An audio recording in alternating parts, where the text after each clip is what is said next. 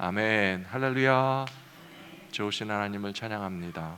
오늘도 이렇게 현장에서, 교회에서, 또 가정에서, 방송을 통해서 주님의 십자가의 고난을 묵상하는 가질 수 있도록 인도해 주시는 하나님 앞에 감사드립니다. 하나님은 모든 위로의 하나님이시라는 말씀도 어저께 나와 있었습니다. 2000년 동안이나 예수님의 십자가를 통해서 얼마나 많은 사람들이 위로를 받았으며 그 위로하심이 오늘 우리에게까지도 참 최고의 위로가 되신다는 사실이 놀랍고 감사할 뿐입니다. 그리고 앞으로도 우리에게 참된 위로는 그 어떤 다른 것도 아니고 사람의 위로도 아니고 세상의 위로도 아니라 하나님의 위로로 마음껏 만족하고 감사하실 수 있는 저 여러분들이 다 되실 줄로 믿습니다.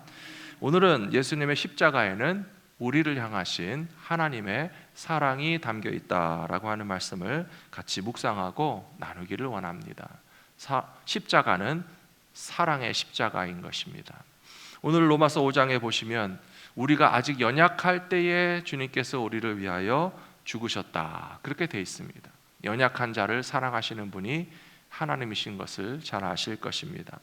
또 오늘 말씀에도 보시면 우리가 죄인 되었을 때에 우리를 위하여 십자가에 달리심으로 우리를 향하신 하나님의 사랑을 확증하셨다라고 되어 있습니다.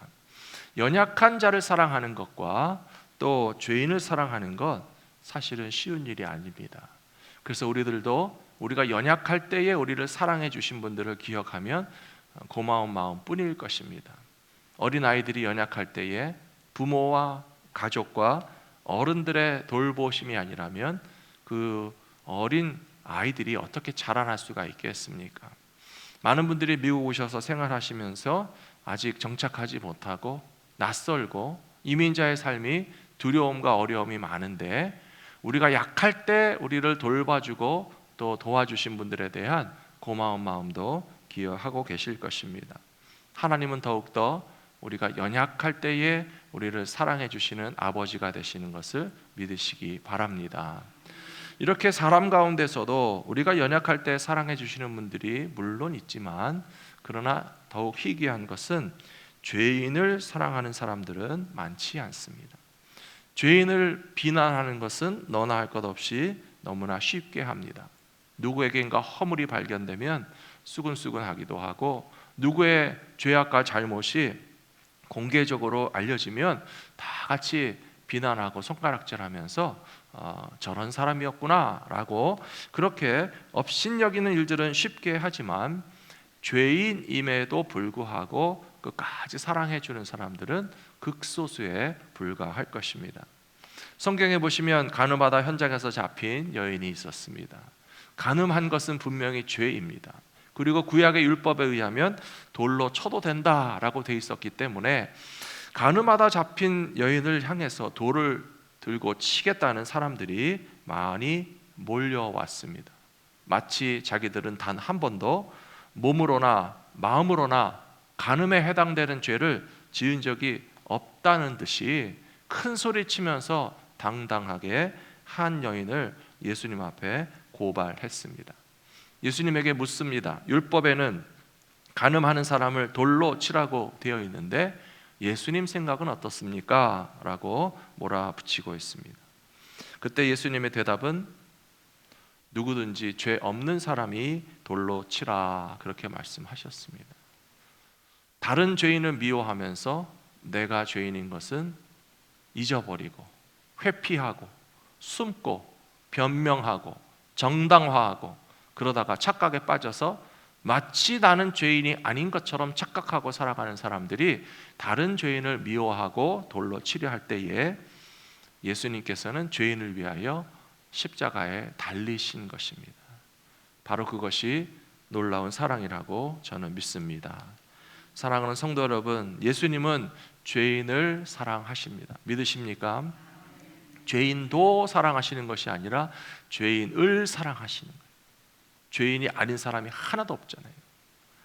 죄를 회개하면 사랑해주고 죄를 회개하지 않을 때는 절대 사랑도 안 하느냐? 사람은 그럴 수 있겠지만 하나님은 아직 회개하지 않은 죄인들까지도 먼저 사랑하시면서 회개하기를 기다리고 계시는 것입니다. 그리고 죄인이 회개할 때에 십자가의 능력이 나타나서 용서함 받을 뿐만 아니라 구원을 받을 뿐만 아니라 오늘 말씀해 보면 하나님과 화목하게 되며 즐거움에까지 동참할 수 있도록 회복시켜 주시는 사랑의 십자가인 것을 분명히 믿으시기 바랍니다. 사도 바울도 스데반 집사를 돌로 칠 때에는 거기에 찬성했습니다. 스데반 집사가 하나님에 대해서 신성을 모독하는 사람이라고 생각했고 구약의 율법을 어긋나게 행하는 사람이라고 판단함으로써 사도 바울은 스데반 집사를 돌로 쳐서 죽이는 것이 합당하다고 생각했던 사람입니다. 하지만 자기 자신이 얼마나 큰 죄인인가라고 하는 것은 사도 바울도 깨닫지 못했었습니다. 그런데 예수님을 만난 이후에 사도 바울이 어떻게 고백하기 시작했죠? 내가 죄인 중에 괴수다 그랬습니다. 자기 자신의 죄가 얼마나 큰지 깨닫는 사람일수록 하나님의 사랑도 얼마나 크신지를 이해하게 될 것이라고 저는 믿습니다. 거의 모든 사람들이 자기 자신의 죄악에 대해서는 너무 관대합니다. 나 자신에 대해서는 어쩔 수 없었다라든지 그럴 수도 있다라든지 나 같은 죄를 짓지 않는 사람이 누가 있느냐라고 하면서 합리화하고 정당화하고 관대합니다. 그런데 왜 똑같은 잣대를 가지고 다른 사람에게는 그렇게 적용하지 않습니까? 다른 사람에게는 그럴 수도 있지라고 하는 것이 아니고 다른 사람에게는 다른 사람도 짓는 죄이니까 어쩔 수 없다라고 하지 않고 너는 왜 죄인이냐고 비판하고 비난하면서 정죄하기를 쉽게 하는 것이 우리들인 것을 생각하면 우리는 정말 사랑이 없구나라고 하는 것을 인정해야만 하는 것입니다. 하나님께서는 길고 긴 역사 가운데서 죄인들을 다 사랑해 주시고 다 용서해 주시고 하나밖에 없는 아들 예수님이 십자가에 달리심으로써 죄인을 사랑하시는 하나님의 사랑을 분명히 보여주셨다라고 오늘 말씀에 기록한 것을 기억하시면서 십자가를 통하여 나를 향하신 하나님의 사랑을 깊이 깨닫고 믿음으로 감사함으로 받아들이시는 저와 여러분들이 되시기를 부탁합니다. 그렇다면 하나님은 도대체 우리를 언제부터 사랑하셨는지, 하나님이 우리를 언제부터 사랑하셨는지 잘 아시는가요? 우리가 아는 찬양 가운데 당신은 사랑받기 위해 태어난 사람, 그런 찬양이 있습니다. 우리 성도님들도 모르시는 분이 한 분도 없고 한두 번 불러보신 것이 아니라 많이 불러보셔서 잘 아실 텐데요, 이 찬양이 한국 사람들에게는 아주 유명한 찬양이라고 합니다. 어쩌면 기독교 음악 가운데서 세상 사람들까지도 많이 알고 부르는 노래가 당신은 사랑받기 위해 태어난 사람이 아닐까 싶습니다. 노래방에서도 부른다고 그러고요, 군대에서도 부른다고 그러고요, 일반 직장에서도 부른다고 그러고요, 가끔 방송에 보면요, 방송에서도 한 토막 탁 나올 때가 있어요. 당신은 사랑받기 위해 태어난 사람. 좀 더 방송해 줬으면 좋겠는데 태초에 하나님께서 거기까지는 안 들려주고 방송이다 보니까 앞에 토막만 딱 부르다가 말아서 아쉽지만, 이렇게 당신은 사랑받기 위해서 태어난 사람이라고 하는 노래를 대한민국 사람들이 다 좋아하는구나, 뭔가 느껴지시는 게 있지 않습니까? 우리는 이 세상에 살면서요, 당신은 사랑받기 위해 태어난 사람이라는 말을 별로 많이 못 들어봤어요. 아기 때는 들어봤겠죠. 부모에게 받아봤겠죠. 가족에게는 받아봤겠죠. 하지만 이 험악한 세상을 살아가다 보면 당신은 사랑받기 위해서 태어난 사람이라는 소리를 거의 아무도 해주지 않습니다. 치열한 경쟁 가운데서 누가 1등이 되려고 하면요, 그 1등을 다 공격해서 쓰러뜨리려고 그러고요, 누가 좀 부족하고 못난 사람이 있으면요, 그 사람에게 당신은 사랑받기 위해서 태어난 사람이라고 세상에서 노래 불러줍니까? 아닙니다. 부족하고 못났으면 더 멸시하거나 짓밟거나 쫓아내려고 합니다. 그렇기 때문에 세상에서는 잘났어도 사랑받기 위해서 태어난 사람이라는 소리를 안 해주고 잡아내려서 무너뜨리려고 하고요, 부족하고 못난 사람은 더 짓밟으면서 당신은 사랑받기 위해서 태어난 사람이라고 말해주는 세상이 아니기 때문에, 교회에 가보니까, 믿음을 가져보니까, 하나님의 말씀을 보니까 당신은 사랑받기 위해서 태어난 사람이라고 말씀해 주는 게 얼마나 좋았겠습니까? 그래서 교회를 다니시는 분들 뿐만이 아니고 세상 사람들조차도 이 노래를 알게 되면, 아, 그렇구나, 당신은 사랑받기 위해서 태어난 사람이구나, 불러주는 사람도 행복하고 그런 노래를 받는 사람도 행복하기 때문에 세상에서도 부르고 노래방에서도 부르고 군대에서도 부르고 직장에서도 부르는 노래가 된 것이 아닌가 싶습니다. 그 노래 가사를 좀 더 보시면 그렇게 되어 있죠. 태초부터 시작된 하나님의 사랑은 우리의 만남을 통해 열매를 맺고. 제가 방금 전에 말씀드렸죠. 하나님께서는 우리를 언제부터 사랑하기 시작하셨는지 아시냐고요? 하나님이 우리를 언제부터 사랑하기 시작하셨는지 이 노래 가사에 의하면 태초부터라고 되어 있어요. 우리의 존재가 생겨나기도 전에. 이것은 분명히 성경 말씀에 나와 있습니다. 이사야 44장 2절에 보시면, 너를 지으며 너를 모태에서 조성하고 너를 도와줄 여호와가 말하노라. 나의 종 야곱, 나의 택한 여수르나 두려워 말아라 라고 말씀하고 계십니다. 여수룬이라는 말이 무슨 뜻인가 하면요, 사랑받은 자라고 하는 뜻이에요. 사랑받은 자. 나의 사랑받은 자여, 내가 너를 창조하고 네가 어머니의 몸에 생겨나기도 전에 내가 너를 도와주려고 작정하고 있었노라. 나의 사랑하는 자 여수르나 라고 그렇게 말씀하시는 것을 보면, 하나님은 우리가 어떤 존재인지 시작하기도 전에 먼저 사랑하고 계시는 하나님이시라는 사실이 성경에 명백하게 나와 있습니다. 예레미야 1장 5절에도 보시면, 내가 너를 모태에 짓기 전에 너를 알았고 내가 배에서 나오기 전에 너를 성별하였고 너를 여러 나라의 선지자로 세웠노라 라고 말씀하시면서, 우리들의 존재가 어머니의 몸에 생겨나기도 전에 하나님은 우리를 벌써 사랑하시기를 시작하셨다라고 하는 놀라운 말씀을 주시고 있습니다. 어떤 사람들은 생각하면서, 이것은 좀 과학적으로 논리적으로 불가능한 것이 아닙니까? 우리의 존재가 어머니 몸에 생기기도 전에 사랑한다는 게 도대체 어떻게 가능합니까? 남자가 될지 여자가 될지 이름이 뭐가 될지 어떤 인생을 살아가게 될지 전혀 모르시면서도 하나님은 우리를 그렇게 먼저 사랑하시는 것이 가능하십니까? 라고 질문하실 분도 있겠죠. 하나님은 가능하십니다. 사람도 가능한데요. 혹시 부모님들이 자녀를 가지시기 전에 임신한 다음에 하나님이 자녀를 주셔서 감사합니다, 사랑하는 마음이 생겨나는 분도 있고요, 또 태어나고 보니까 너무 예뻐서 자식을 사랑하는 분들도 있는데요, 제가 자료를 계속 보니까 재미있는 것이, 아빠는 태어남부터 사랑하는 마음이 많이 생겨나고 엄마는 임신하는 때부터 사랑하는 마음이 생겨나기 때문에 적어도 10개월의 차이가 엄마 아빠에게는 차이가 난다는 그런 말을 들어본 적이 있는데요, 어떤 부모님들은요 임신하기도 전에 먼저 기도합니다. 하나님, 우리에게 어떤 자녀를 주실지 모르겠지만 결혼한 믿음의 가정에 하나님이 주실 아들이든 딸이든 우리 가정에 자녀를 주시기만 하면 사랑으로 잘 키우겠습니다라고 기도하시는 것을 보면, 생겨나기도 전에 기도할 수 있습니까? 없습니까? 기도할 수 있지요. 생겨나기도 전에 사랑할 수 있습니까? 없습니까? 사랑할 수 있잖아요. 생겨나기도 전에 사랑할 수 있어요.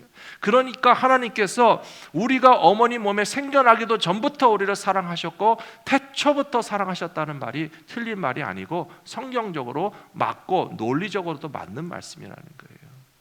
그런 하나님께서 우리를 사랑하시는데, 하나님과 말미암아 하나님과 우리가 화목하지 못하게 된 이유가 있다면 그것은 바로 죄로 말미암아서, 마치 아담과 하와가 에덴 동산에서 하나님의 사랑받는 존재로 살아가고 있었지만 그들의 범죄함으로 말미암아서 에덴 동산에서 쫓겨나게 되지 않았습니까? 하나님의 관계가 깨지지 않게 되었습니까? 그럼에도 불구하고 하나님은 아담과 하와를 에덴 동산에서 쫓아내시는 아픔이 있었음에도 불구하고 그들을 향하신 사랑의 끈이 끊어지지 않았다는 것이 얼마나 놀라운 일인지 모르겠습니다. 아담과 하와를 위하여 짐승을 잡으신 것을 기억하실 거예요.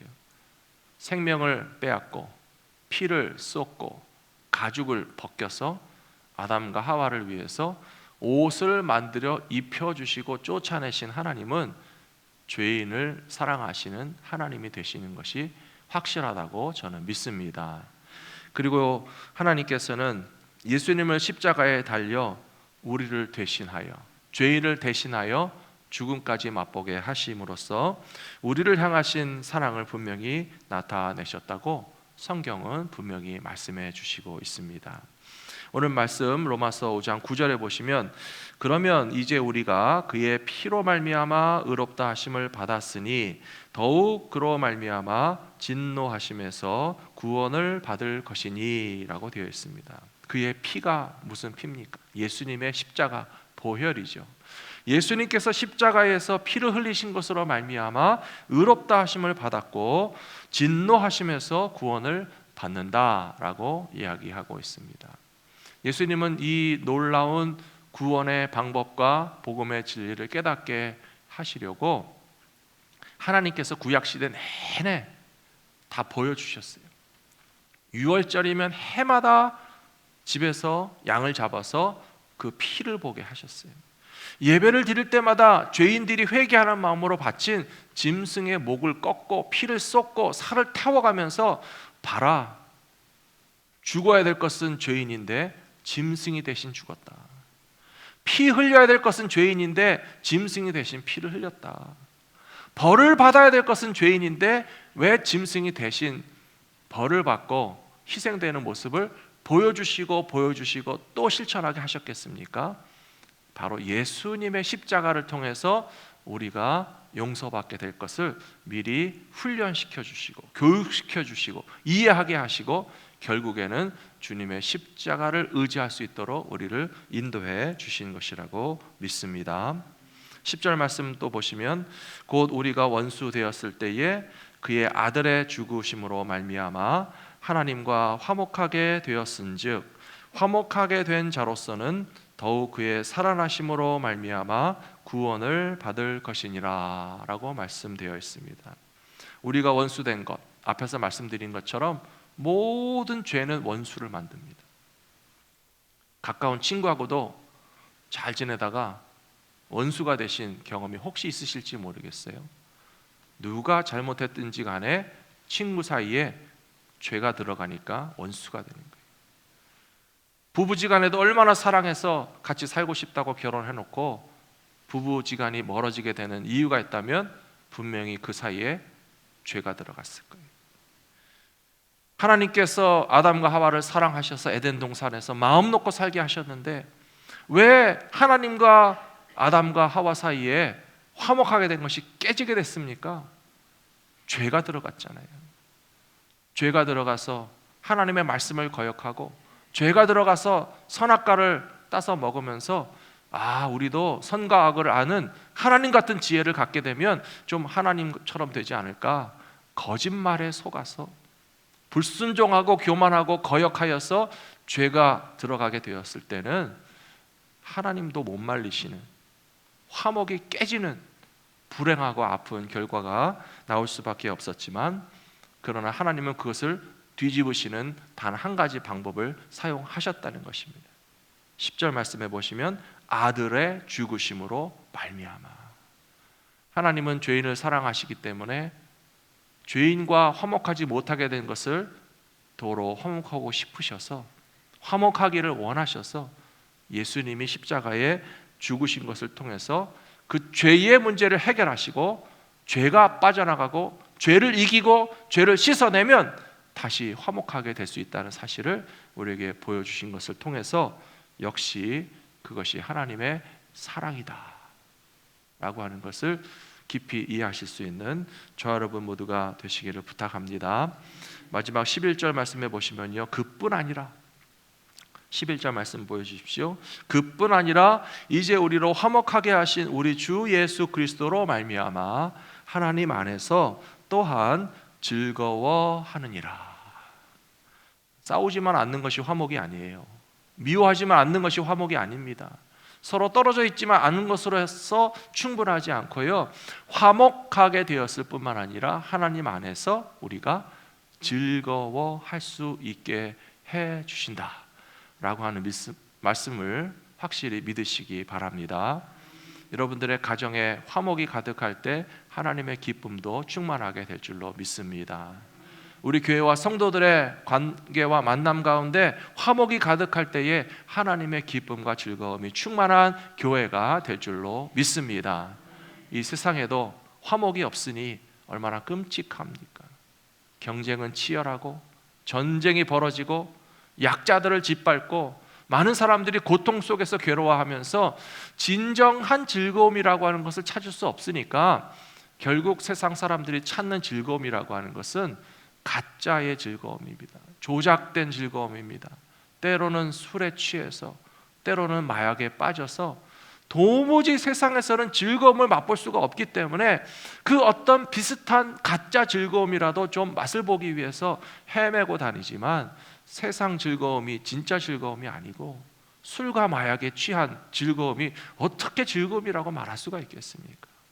하나님이 죄인들을 용서하시고 화목하게 해주실 때에 하나님 안에서 누리는 그 화목은 이 세상이 줄 수도 없고 알 수도 없는 진짜 완벽한 즐거움을 우리들에게 허락해 주실 것을 믿으시기 바랍니다.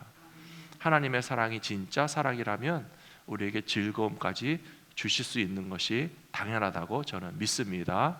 이와 같은 놀라운 십자가의 은혜를 기억하시면서 살아가시는 하나님의 백성들이 다 되시기를 축복합니다.